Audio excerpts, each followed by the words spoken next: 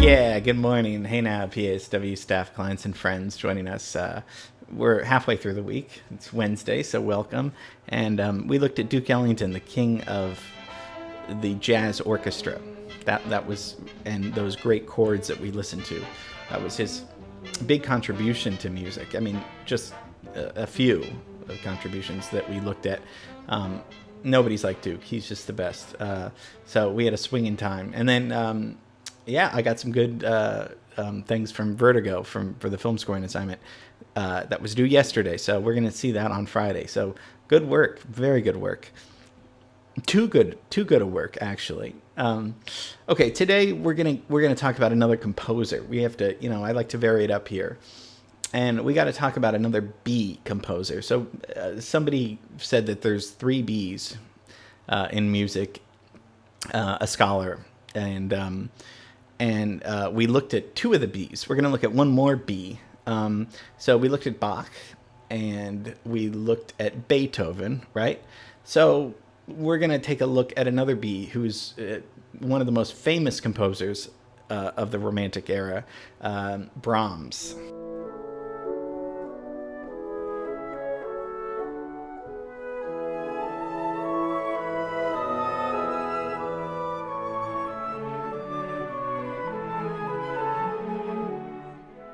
Brahms was a German composer, pianist, and conductor of the Romantic period. So he's, what are we doing? We need a timeline. I'm just saying words right now. So let's get a timeline and see what I've included people that we've been talking about. I mean, look how much we're learning every day. So you see the Romantic period. It's mostly 19th century, right? So we looked at Wagner and Chopin. And this is after, look how much long, and the Baroque is way before when we looked at Bach and Vivaldi.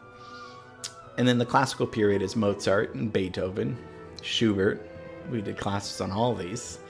And the Romantic period, we looked at Wagner, we looked at Tchaikovsky. So Brahms, really fits exactly in the middle, takes up the Romantic period. Born in 1833 and dies in 1897, so dies right before the 20th century takes off with modern music. Lives till 63, so and is, even though he's in the Romantic period, he's writing music that's very reminiscent of the classical period. He was a prodigy. His dad was a musician, and by the age of 10, he was performing Beethoven concerts on the piano, and he was just, a massive talent. We also have to, leave LA. I don't like that. I don't like that one bit, actually, but we'll be back to LA tomorrow. But let's go over to Vienna. He's born in Hamburg, but mostly lived in Vienna along with all the other great German composers. So here's Vienna. Made a pretty good living off his music, actually. Was well off throughout his life. And Wagner didn't particularly like him, but he was friends with other composers, Schumann. In fact, he was pretty close to Schumann's wife, Clara Schumann, who was a composer in her own right, who I thought about doing a class of, because we don't really hear of female composers. I'm sure there were a lot of great ones. His works are massive. They're long, and for these classes, I really want to focus on, one piece in particular, but we'll get to that. So he wrote in genres. He wrote symphonies, and some took as long as 14 years to complete. He was a perfectionist. Concerti, chamber music, serenades, and some of these compositions are influenced by folk music, and in particular this famous one that we should acknowledge.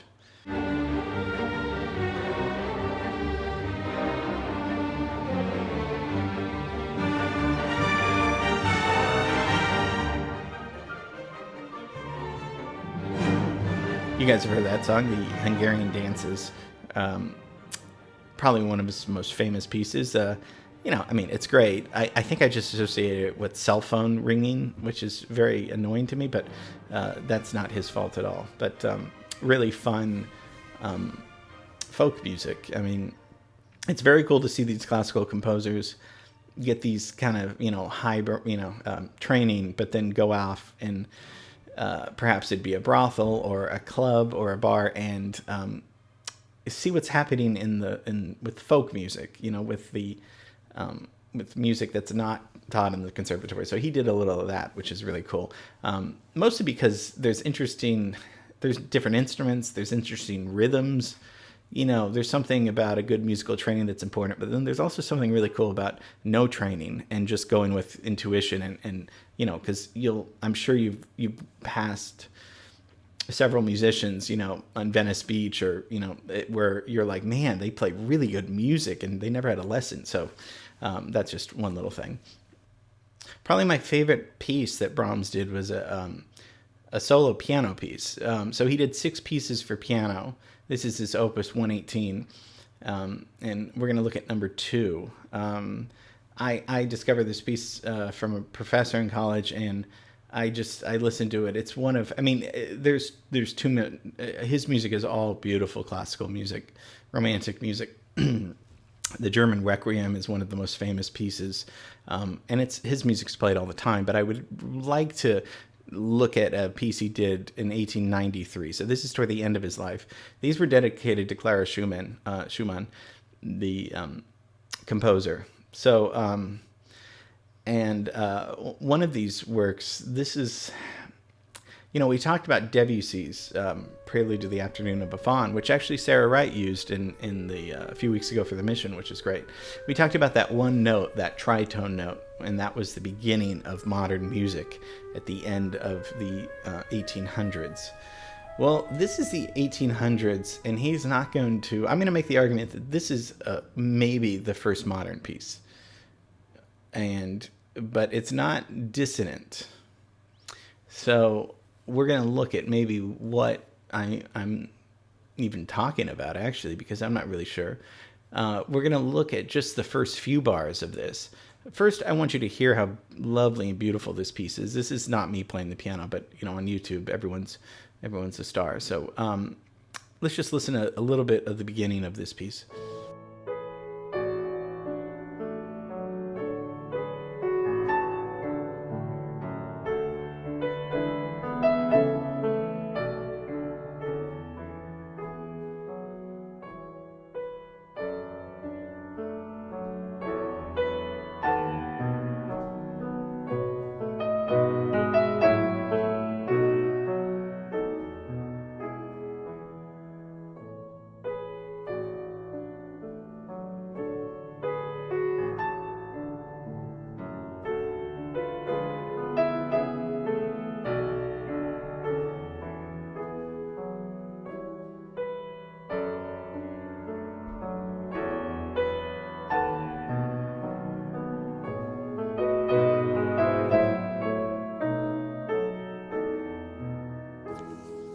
So it starts. The piece is in A major.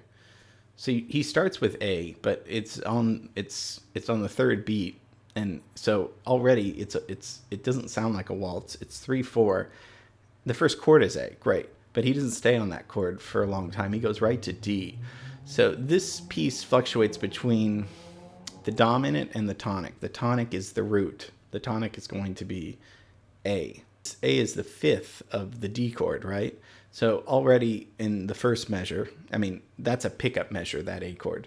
But the first measure, he's already not in the key. He's in D. And already, D, and then D is the 4th in an A chord. So already it's a little ambiguous about what key he's even going in, because it's like, wait, you said it was going to be A, but now it's D. He's not the first to do this, but if you listen to what I kind of wanted to introduce something called a pedal point. A pedal point is a sustain note. Okay, sustain means to keep it sustain. I don't have to explain everything.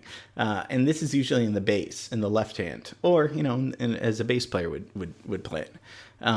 And usually it sustains while other harmony and notes kind of go. And this is exactly what he's doing. And he's doing this for quite a long time, for at least 2 measures. But you're hearing harmony in the right hand. He's just hanging on to the A in the left hand for at least 2 bars, while really the right hand is playing a D chord. So if the right hand's playing a D chord, usually you would play a D in the bass. That's just very, simple harmony. But he's playing the A in the bass.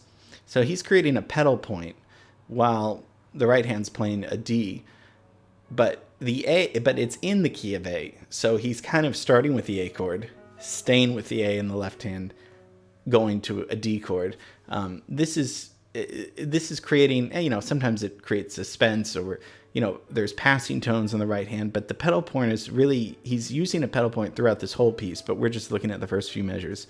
And this was, harmonically not correct, in the sense that Bach or Beethoven, Mozart, they wouldn't do this. He's really expanding this pedal point where it's sounding modern. I mean, I think this piece sounds pretty modern. It still sounds fresh. It could have been written today. So pedal point is something that's interesting that he's doing in that. How does this relate to, you're probably like, okay, well, great. But how does this relate to pedal point in popular music? So,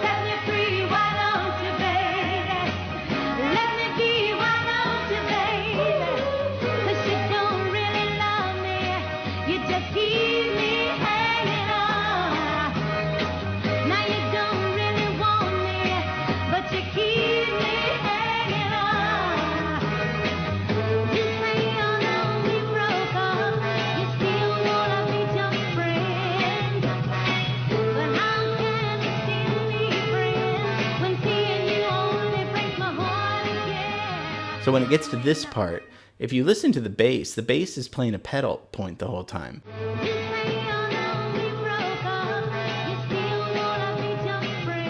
He's not playing the chord, the root of the chord. He's holding on to that note. Listen to the bass.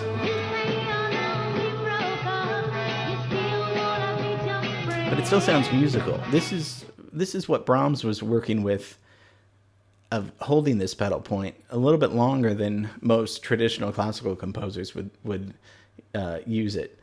So that's just an interesting, harmonic aspect of Brahms. I mean, when I listen to it, I don't really think of the pedal point, but it's cool to take a look at the sheet music, at the notation of what are we listening to, because really it's just a gorgeous piece of piano solo music that's very new sounding. It sounds like a classical piece, and it is a classical piece, but with the left hand playing these pedal dominant notes, he's going toward a different realm, which of course the 20th century is going to be full of these new ideas, because the 20th century really is going to be breaking rules and doing all these things. And so he's doing this right at a few years before he died. He's talking about this pedal point. Not talking about it, he's just playing it. So I thought the Supremes was a good example of. There's tons of other music that uses pedal point, but he's doing it in a way that's sounding really. He's doing it in a blatant way on purpose. This isn't just. And it's sounding fresh. So I hope you enjoyed it. This is my favorite piece that Brahms wrote. There's just too much music to talk about and too many other things to go into.